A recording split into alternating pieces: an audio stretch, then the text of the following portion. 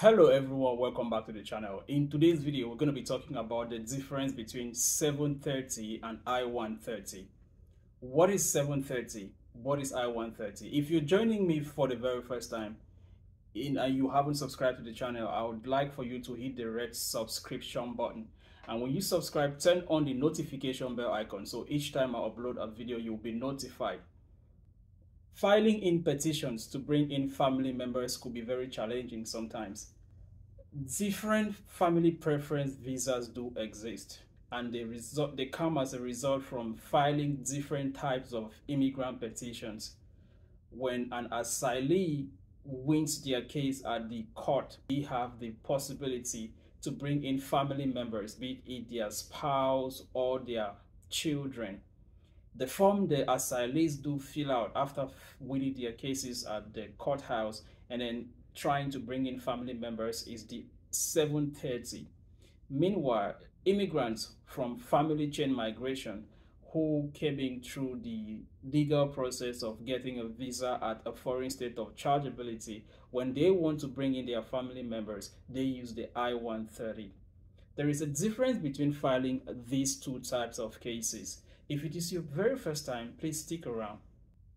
There is a difference when filing these two types of cases. But before we continue with the video, if you still have not subscribed, please pause the video, go down, hit the red subscription button.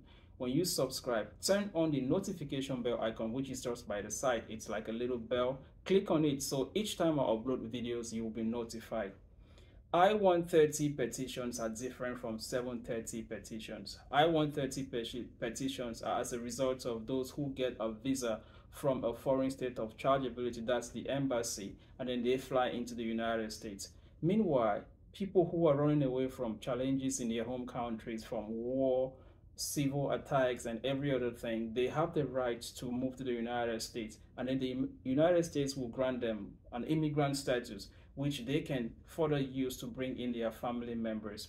Now, the difference between these two types of filing is that when the petitioners from those who got visas from foreign state of chargeabilities, when they filing cases with the USCIS, after these cases have been approved, the USCIS sends the case to the National Visa Center, just like the 730 petition from asylees and refugees. But a big difference between these two at the level of the National Visa Center is the asylee and refugee cases do not have to submit their tax documents from previous 3 years. They do not have to submit documentations for the National Visa Center to review.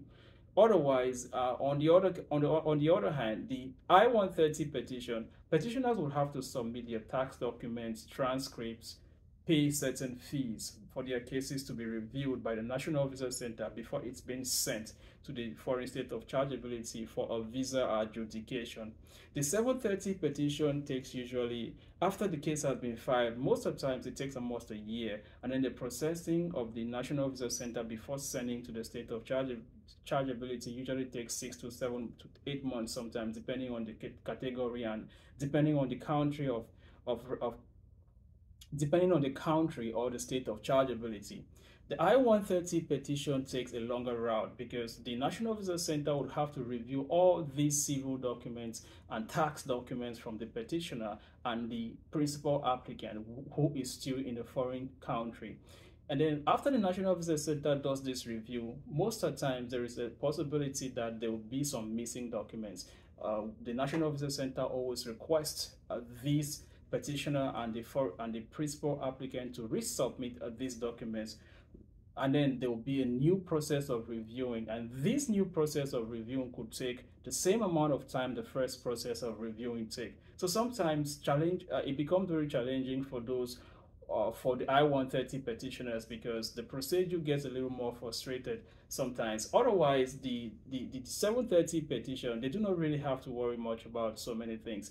You know, after the cases have been approved by the USCIS, it is sent to the National Visa Center. The National Visa Center takes all the responsibility and then sends the case to the foreign state of chargeability. At the foreign state of chargeability, they contact the petitioner and applicant about them scheduling an appointment, and after that they go in for their medicals just like the I-130 petitioners do further, and then they get to go for an interview. So the only big difference you want to note in this video is that with the I-130 there is a review from the National Visa Center and there is submitting of documents from the petitioner and the principal applicants. Meanwhile, for the I-730, they don't have to submit documents. Principal applicants don't have to submit documents. Petitioners do not have to submit documents for the National Visa Center to review them. So this is the difference between the I-130 and 730. The 730, I bet you it takes a shorter time than I-130. But then they all become immigrants after getting to the United States of America. There is a little difference when these applicants from I-130 and 730 get to America. So when the 730 principal applicants get to America, they get a work document, and then they would have to wait for a certain amount of time to apply for their green cards. Meanwhile, the I-130, sorry, when the applicants, the beneficiaries get to the United States, they're eligible to get a green card after they apply for it. It could get to them within 6 weeks. So this is the difference. So I-130 petitioners don't have to wait for too long to get their principal applicants to have a green card after they arrive. I-730 principal applicants would have to wait for a certain duration before applying for their green cards. But then they all get work permits and then they get their lives going. Thank you very much for watching this video. If you did not understand the difference, please use the comment section below. Ask a question and I will be more than happy to respond back to you.